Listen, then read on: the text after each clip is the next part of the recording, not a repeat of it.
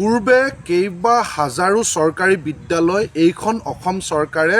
নিজৰ অকৰ্মণ্যতাৰ কাৰণে শিক্ষা বিভাগৰ অকৰ্মণ্যতাৰ কাৰণে বন্ধ কৰিলে আৰু আজিৰ দিনটোত সংবাদ মাধ্যমত প্ৰকাশ পাইছে যে পুনৰ ৯১খন চৰকাৰী বিদ্যালয় অসম চৰকাৰে বন্ধ কৰি দিছে। ইয়াৰ পৰা এই কথাটো স্পষ্ট যে ভাৰতবৰ্ষৰ দৰে কল্যাণকামী ৰাষ্ট্ৰ এখনত শিক্ষাৰ দৰে মৌলিক অধিকাৰ প্ৰদানৰ ক্ষেত্ৰতো চৰকাৰখন চিৰিয়াছ নহয়। যি সময়ত চৰকাৰী বিদ্যালয়সমূহৰ আন্তঃগাঁথনি উন্নত কৰিব লাগিছিল, যি সময়ত চৰকাৰী বিদ্যালয়সমূহ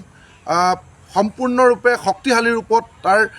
আন্তঃগাঁথনি আৰু সকলো ধৰণে সা সুবিধা প্ৰদান কৰি চৰকাৰী বিদ্যালয়সমূহক ব্যক্তিগত খণ্ডৰ বিদ্যালয়ৰ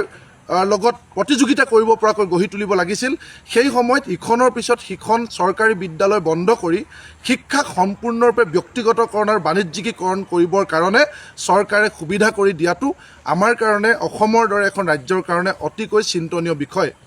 আমি সকলোৱে জানো যে শিক্ষা আৰু এতিয়া পণ্যত ৰূপান্তৰিত হৈছে। শিক্ষা এতিয়া বজাৰৰ মাছৰ দৰে পৰিণত হৈছে। যাৰ হাতত পইচা থাকিব তেওঁলোকে শিক্ষা গ্ৰহণ কৰিব পাৰিব আৰু যাৰ হাতত পইচা নাথাকে তেওঁলোকে হয় বিদ্যালয়লৈ যাব নোৱাৰিব, নতুবা আধাতে শিক্ষা শেষ কৰিব লাগিব। অৰ্থাৎ ইয়াৰ জৰিয়তে গ্ৰামাঞ্চলৰ দৰিদ্ৰ কৃষক আৰু মধ্যবিত্ত যিসকল ব্যক্তিৰ সন্তানে চৰকাৰী বিদ্যালয়ত শিক্ষা গ্ৰহণ কৰিছিল তেওঁলোকে এতিয়া শিক্ষা বাদ দিব লাগিব, কাৰণ ব্যক্তিগত খণ্ডৰ অত্যাধিক হাৰত মাচুল দিয়াৰ কোনো কাৰণত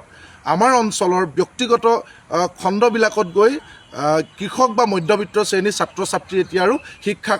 শিক্ষা গ্ৰহণ কৰাটো অসম্ভৱ হৈ পৰিব, যাৰ ফলত অত্যাধিক নিবনুৱাৰ সৃষ্টি হ'ব আৰু যাৰ জৰিয়তে আচলতে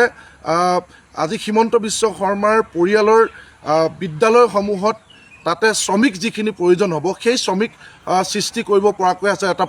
পৰিৱেশৰ সৃষ্টি হ'ব। ইয়াৰ সমান্তৰালভাৱে হিমন্ত বিশ্ব শৰ্মাৰ তেওঁলোকৰ পৰিয়ালৰ যিবিলাক বাগান তাত যিসকল শ্ৰমিক প্ৰয়োজন হ'ব সেই ধৰণে শ্ৰমিক প্ৰায় এখিনি অসমত পুনৰ সৃষ্টি হ'ব। কিন্তু তাৰ বিপৰীতে শিক্ষা গ্ৰহণ কৰি নিজকে আত্মপ্ৰতিষ্ঠা কৰি নিজকে এগৰাকী মানুহ হিচাপে, নিজকে এগৰাকী শিক্ষিত মানুহ হিচাপে নিজকে নিজৰ ভৰিত থিয় হৈ চলিব পৰাকৈ এগৰাকী ব্যক্তি শিক্ষাৰ জৰিয়তে যি ধৰণে সৃষ্টি হয় আৰু স্বাধীনতাৰ পাছৰে পৰা আমাৰ ভাৰতবৰ্ষত চৰকাৰী শিক্ষাই যি ধৰণে প্ৰতিগৰাকী শিশুক এক মানৱ সম্পদ হিচাপে গঢ় দি আছিল, সেই ধাৰণা আৰু এতিয়া নোহোৱা হ'ব। কেৱল টকা থকা লোকসকলে শিক্ষা গ্ৰহণ কৰিব পাৰিব ব্যক্তিগত খণ্ডত আৰু টকা নথকা অভিভাৱকসকলে নিজৰ ছাত্ৰ ছাত্ৰীক শিক্ষা গ্ৰহণ কৰোৱাব এতিয়া নোৱাৰিব। সেই ধৰণৰ এটা পৰিৱেশৰ সৃষ্টি হ'ব, কাৰণ চৰকাৰী বিদ্যালয়সমূহ সাৰ্বজনীন চৰকাৰী বিদ্যালয়সমূহৰ জৰিয়তে সকলো শ্ৰেণীৰ শিশুক বা সকলো শ্ৰেণীৰ ছাত্ৰ ছাত্ৰীয়ে শিক্ষা গ্ৰহণ কৰিব পাৰিছিল। কিন্তু এতিয়া যিহেতু কেইবা হাজাৰ বিদ্যালয় বন্ধ কৰি দিলে আৰু লাহে লাহে হয়তো এদিন সকলো চৰকাৰী বিদ্যালয় বন্ধ হৈ যাব, তাৰ জৰিয়তে আচলতে শিক্ষা সম্পূৰ্ণৰূপে ব্যক্তিগত আৰু বাণিজ্যিক খণ্ডৰ হাতত গতাই দিয়া হ'ব আৰু ইয়াৰ জৰিয়তে আচলতে শিক্ষাক সম্পূৰ্ণৰূপে চৰকাৰী শিক্ষাক শেষ কৰি পেলাব এইখন অসম চৰকাৰে।